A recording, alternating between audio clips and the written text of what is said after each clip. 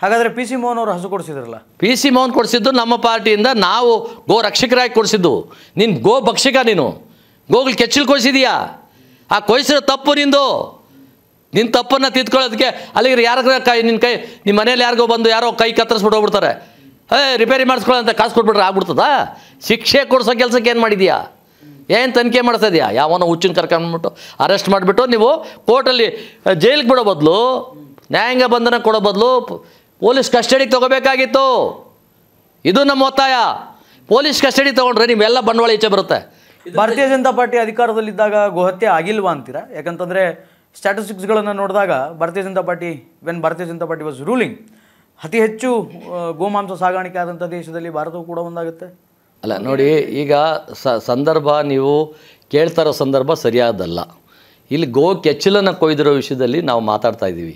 ಯಾವಾಗ ಕಾಂಗ್ರೆಸ್ ಸರ್ಕಾರದಲ್ಲೂ ಆಗಿರ್ತದೆ, BJP ಸರ್ಕಾರದಲ್ಲೂ ಆಗಿದೆ ಅಂದ್ಕೊಂಡು ಈ ಗೋ ಕೆಚ್ಚಲು ಕೊಯ್ದಿರೋರನ್ನ ಬಿಟ್ಬಿಡೋದು ಸರಿಯಾಗಿದೆಯಾ?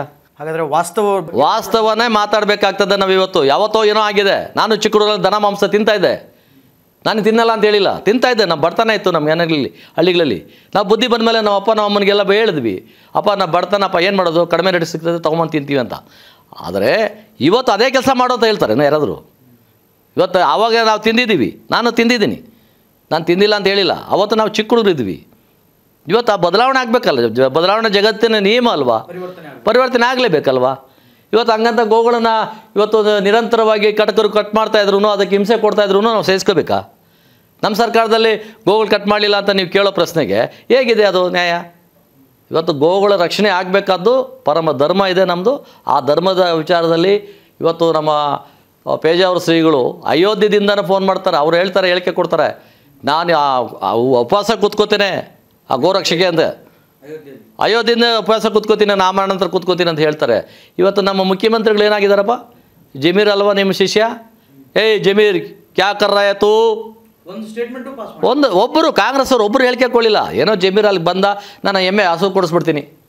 ನಿನ್ನ ಹಸು ಬೇಡ ಹೋಗಯ ತಂದ ಹಸು ಮಾಲೀಕ ಕರ್ಣ. ಹೌದು, ನಿನ್ನ ಹಸು ಯಾವನಿಗೆ ಬೇಕು ಹೋಗು, ನಾನು ದುಡ್ಡು ತಿಂತ. ಅವನೇ ಹೋರಾಟ ಮಾಡಿದ್ದು ಪಶುಸಂಗೋಪನೆ ಹಾಸ್ಪಿಟ್ಲ್ ಉಳಿಸ್ಕೋಬೇಕು ಅಂತ. ಅದು ಕರ್ಣನೇ. ಆ ಕರ್ಣನ ಅವನ ಹಸುಗಳನ್ನ ಕೊಯ್ದಾಕಿದ್ರೆ, ಹಸುಗಳು ಇಲ್ಲದೆ ಇದ್ದರೆ ಅಲ್ಲಿ ಹಾಸ್ಪಿಟ್ಲ್ ಅವಶ್ಯಕತೆ ಇಲ್ಲಲ್ಲ.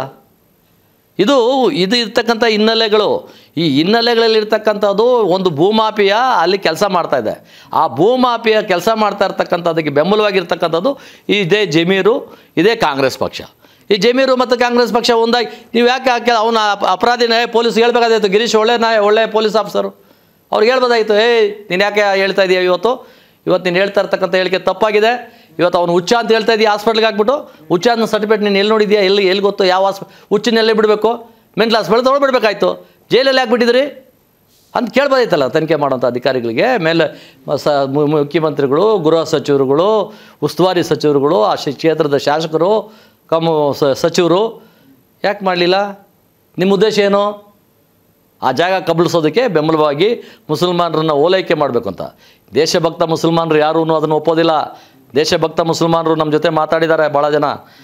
ಇದನ್ನು ಖಂಡಿಸ್ತೇವೆ, ನಾವು ಬರ್ತೇವೆ ಹೋರಾಟಕ್ಕೆ, ನಾವು ನಿಮ್ಮ ಜೊತೆಗಿದ್ದೇವೆ. ಇಂಥ ಕೃತ್ಯಗಳನ್ನು ನಾವು ಸರಿ ಒಪ್ಕೊಳ್ಳೋದಿಲ್ಲ ಅಂತೇಳಿ ಅವರು ಕೂಗಾಡ್ತಾ ಇದ್ದಾರೆ.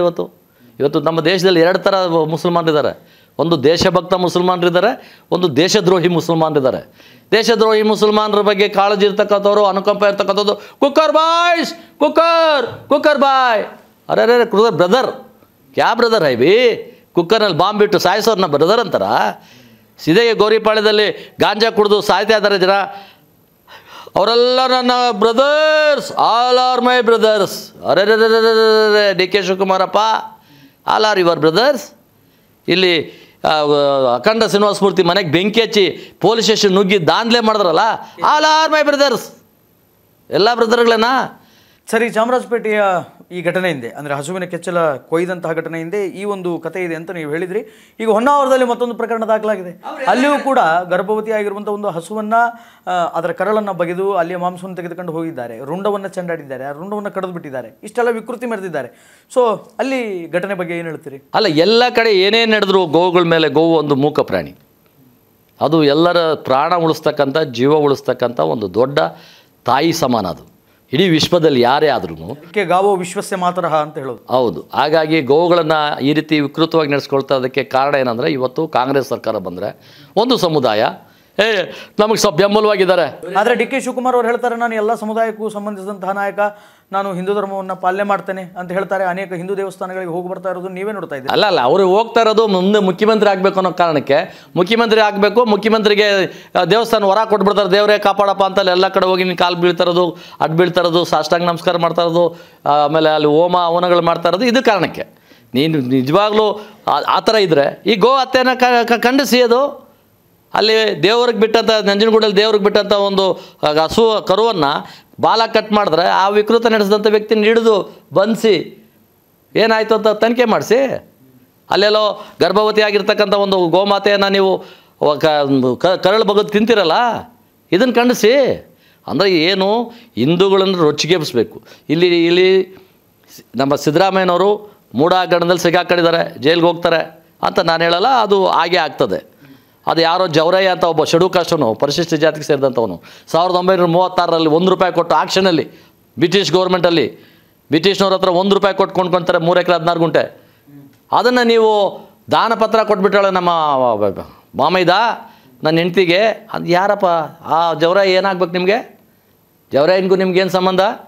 ಜವರಯ್ಯ ನಿಮ್ಮ ಚಿಕ್ಕಪ್ಪನ, ದೊಡ್ಡಪ್ಪನ, ಮಾವನ, ಯಾರು? ಆ ಸೈಟ್ಗಳನ್ನು ವಾಪಸ್ ಕೊಡ್ತೀನಿ ಅಂತ. ಸೈಟ್ಗಳ ಬಗ್ಗೆ ಆಮೇಲೆ ಮಾತಾಡೋಣ. ಅಸಲು ಜಮೀನು ತೊಗೊಳಕ್ಕೆ ನೀನು ಯಾರು? ಸಂಬಂಧನೇ ಇಲ್ಲ, ಸಂಬಂಧ ಇಲ್ಲದಿರೋ ವ್ಯಕ್ತಿ ನೀನು. ಅದು ಮೂಢ ಪ್ರಾಪರ್ಟಿ ಅದು ನೋಟಿಫಿಕೇಷನ್ ಮಾಡಿ ಅದು ಡೆವಲಪ್ ಆಗಿದೆ. ಅದನ್ನು ಕೃಷಿ ಜಮೀನು ಅಂತ ಹೇಗೆ ಪರಿಗಣಿಸ್ತೀರಾ ನೀವು? ನಿಮ್ಮ ಇಂಪ್ಲೂಯೆನ್ಸ್ ಯೂಸ್ ಮಾಡಿದ್ದೀರಾ? ಅದು ಏನೇ ಹಾಕೊಳ್ಳಿ, ನಾನು 65 ಕೋಟಿ ಕೊಟ್ಟರೆ ಬಿಟ್ಕೊಟ್ಬಿಡ್ತೀನಿ ಅಂತ ಹೇಳಿದ್ರಂಥ ಮಹಾತ್ಮರು. ಇವತ್ತು ನೀವು 14 ಸೈಟು ಉಚಿತವಾಗಿ ನನ್ನ ಹೆಂಡ್ತಿಗೆ ಎಲ್ಲೋ ನೋವಾಗ್ಬಿಡ್ತು, ನನ್ನ ಹೆಂಡ್ತಿ ಎಲ್ಲೋ ಬೀದಿಗೆ ಬಂದೋಳಲ್ಲ, ಇವತ್ತು ಈ ಘಟನೆಯಿಂದ ಬೀದಿಗೆ ಬಂದುಬಿಟ್ಟಿದ್ದಾಳೆ, ವಾಪಸ್ ಕೊಟ್ಟಿದ್ದಾಳೆ. ಏನು ಇವ್ರು ಕೇಳ್ದೆ ಕೊಟ್ಬಿಟ್ರಾ? ಇವ್ರು ಒಪ್ಪಿಗೆ ಕೊಡಲೇ ಇಲ್ವಾ ಮುಖ್ಯಮಂತ್ರಿಗಳು? ಇವತ್ತು ಇಡಿ ತನಿಖೆ ಮಾಡ್ತಾಯಿದೆ. ತನಿಖೆ ಆ ದಿನಲ್ಲಿ ಏನೇನಾಗ್ತದೆ ಆಗಲಿ. ಈಗಾಗಲೇ 300 ಕೋಟಿ ಪ್ರಾಪರ್ಟಿನ ಇವತ್ತು ಸೀಸ್ ಮಾಡಿದ್ದಾರೆ. ಅದನ್ನು ಸೀಸ್ ಮಾಡಿದ್ದಾರೆ. ಅದರ ತನಿಖೆಯಲ್ಲಿ ಮುಂದೆ ಏನಾಗ್ತದೆ ಅದು ಗಮನಿಸೋಣ. ಈಗ ಅದಕ್ಕಿಂತ ಮುಖ್ಯವಾಗಿ ಗೋ ರಕ್ಷಣೆ ಆಗಲೇಬೇಕು ರಾಜ್ಯದಲ್ಲಿ. ಇವತ್ತು ರಾಜ್ಯದಲ್ಲಿ ಗೋವುಗಳ ರಕ್ಷಣೆ ಆಗಬೇಕು. ಈ ಕಾಂಗ್ರೆಸ್ ಸರ್ಕಾರ ಬಂದಾಗ ಎಲ್ಲೋ ಒಂದು ಕಡೆ ಗೋವುಗಳನ್ನು ಕಡಿದು ತಿನ್ನುವಂಥ ಕೆಲಸಕ್ಕೆ ಬೆಂಬಲವಾಗಿ ನಿಂತಿರ್ತಕ್ಕಂಥ ಕಾಂಗ್ರೆಸ್ಗೆ ಧಿಕ್ಕಾರ ಹೇಳಬೇಕಾಗ್ತದೆ. ಇವತ್ತು ಕಾಂಗ್ರೆಸ್ ನಿಜವಾಗ್ಲೂ ಗೋವುಗಳ ರಕ್ಷಣೆ ಮಾಡದೆ ಹೋದರೆ, ಇವತ್ತು ಗೋಮಾತೆಗಳು ಅದ್ರ ಕಣ್ಣೀರು ಆವಾಗ ಬಿಲಿ ಬಿಲಿ ಮಿಲಿ ಮಿಲಿ ಅಂತ ಒದ್ದಾಡ್ತಲ್ಲ ಹಸು, ಆ ಪ್ರಾಣಿ ಯಾರ ಹತ್ರ ಹೇಳ್ಕೊಬೇಕು? ಹೋಗಿ ಕೋರ್ಟ್ಗೆ ಹೋಗಿ ಹೇಳೋಕ್ಕಾಗುತ್ತಾ ನನಗಿಂತ ಅವ್ನು ಬಂದು ಕೊಯ್ದುಬಿಟ್ಟು ಅವನು ಹುಚ್ಚ ಅಂತ? ಅವನು ಹುಚ್ಚ ಅಲ್ಲ, ಅವನು ಜಾಣನೇ. ಜಾಣನ ಹುಚ್ಚನ್ನು ಮಾಡಿದ್ದೀರಿ. ಅವನು ಪೊಲೀಸ್ ಕಸ್ಟಡಿಗೆ ತೊಗೋಬೇಕಾಗಿತ್ತು 1 ವಾರ 4 ದಿವಸ. ನೀವಾಗಲೇ ಹೇಳಿದ್ರಿ ದರ್ಶನ್ ಹಂಗಿದ್ರೆ ಮಾಡಿರೋ ಸರಿನಾ ಅಂತ. ದರ್ಶನ್ ಮಾಡಿರೋ ಸರಿ ಅಂತ ನಾವು ಒಪ್ಕೊಳ್ಳೋಕೆ ರೆಡಿ ಇಲ್ಲ ಇಲ್ಲಿ. ಅದನ್ನು ಹೇಗೆ ತನಿಖೆಗೆ ಎಷ್ಟು ತೀವ್ರವಾಗಿ ತೊಗೊಂಡು ಹೋದ್ರು, ಯಾಕೆ ದರ್ಶನ್ ನಿಮ್ಗೆ ಬೆಂಬಲ ಕೊಟ್ಟಿಲ್ಲ ಅನ್ನೋ ಕಾರಣಕ್ಕೆ ಆ ಥರ ಮಾಡಿದ್ರು, ಅಥವಾ ಬೆಂಬಲಕ್ಕೆ ನಿಂತಿದ್ದಂತ ಮಾಡಿದ್ರು, ಅಥವಾ ಇನ್ನು ಆ ಘಟನೆಯಿಂದ ಏನಿತ್ತು ಅದೆಲ್ಲ ನಾನು ಮಾತಾಡಲ್ಲ. ಅದರ ವಿಷಯ ಸಪ್ರೇಟ್. ಆದರೆ ಅದಕ್ಕೆ ಎಷ್ಟು ಇಂಪಾರ್ಟೆನ್ಸ್ ಕೊಟ್ಟರು ಈ ಅದೇ ಸ್ಟೈಲ್ ಆಫ್ ಇನ್ವೆಸ್ಟಿಗೇಷನ್ ಇಲ್ಲಿ ಆಗಬೇಕು ಅಂತ ಇದರಲ್ಲೂ ಹಾಗೆ ಆಗಬೇಕಾಗಿತ್ತು. ಅವನು ಪೊಲೀಸ್ ಕಸ್ಟಡಿ ಕೊಡದೆ ನ್ಯಾಯಾಂಗ ಬಂಧನಕ್ಕೆ ಯಾಕೆ ಒಪ್ಪಿಸಿದ್ರಿ?